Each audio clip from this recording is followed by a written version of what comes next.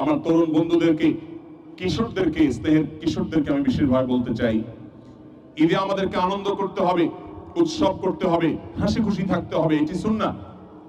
কিন্তু এর মানে এই নয় যে মুসলমানের উৎসব কারোর বিরক্তির কারণ হবে, কারোর কষ্টের কারণ হবে। এটা কোনো সুস্থ উৎসব নয় যেই উৎসব অন্য মানুষের বেদনার কারণ হয়, কষ্টের কারণ হয়। আমার কিশোর বন্ধুরা, তোমরা অনেকে ঈদ উপলক্ষে বিভিন্ন জায়গায় ছোটখাটো পিকআপ ভাড়া করে, অনেক সময় ট্রাক ভাড়া করে তোমরা দলে দলে বিভিন্ন সড়ক প্রদক্ষিণ করো এবং বড় বড় সাউন্ড বক্স ভাড়া করে হাই ভলিউমে তোমরা মিউজিক বাজাতে বাজাতে সড়কের এ মাথা থেকে ও মাথা পর্যন্ত তোমরা প্রদক্ষিণ করো। তোমরা জানো এর ফলশ্রুতিতে বহু দুর্ঘটনা ঘটে। কারণ যখন হাই ভলিউমে তোমরা মিউজিক বাজাতে থাকো, তখন যিনি গাড়ির চালক থাকেন তিনি পিছন থেকে কোনো হর্ন শুনতে পান না, কোনো সিগন্যাল তিনি অনুভব করা কঠিন হয়ে যায় তার জন্য।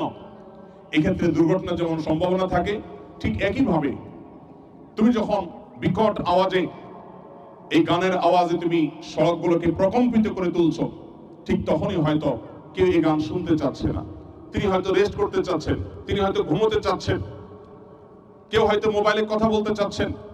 তোমার সড়কে এই যে বিকট আওয়াজে, তুমি গানের আওয়াজে তুমি যে সড়ককে প্রকম্পিত করছো, ওই সময় হয়তো তোমার পাশের চালক তোমার আওয়াজের কারণে পিছনে কোনো সিগন্যাল শুনতে পারেন নাই, দুর্ঘটনা ঘটে যেতে পারে। সবচেয়ে বড় কথা হলো, একজন মুসলমান হিসাবে এই ঈদ আল্লাহর দেওয়া উৎসব, আল্লাহর দেওয়া উৎসবকে আল্লাহর বিধান মোতাবেক, আল্লাহর আদেশ মোতাবেক, আল্লাহর বাতানো পদ্ধতিতে আমাদের উদযাপন করা উচিত। এই ঈদ আমাদেরকে আমাদের মহানবী সাল্লাল্লাহু আলাইহি সাল্লাম দিয়েছেন।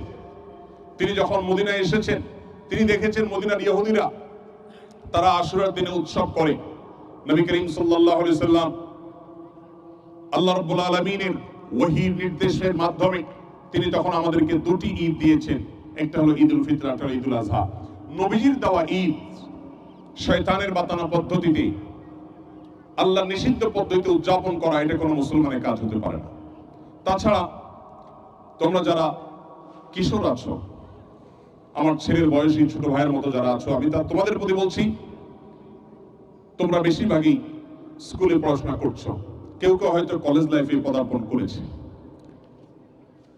একজন শিক্ষিত, একজন দায়িত্বশীল মানুষ কখনো তার আনন্দ অন্য মানুষের বিরক্তির কারণ হতে পারে না। এটা কোনো সভ্য সমাজে গ্রহণযোগ্য হতে পারে না। আমরা অনেক দিক থেকে এগিয়ে গেছি, কিন্তু কিছু কিছু কালচারে আমরা ভয়ঙ্কর ভাবে পিছিয়ে গেছি। সেই কালচারগুলোর মধ্যে থেকে একটা হলো এইটা।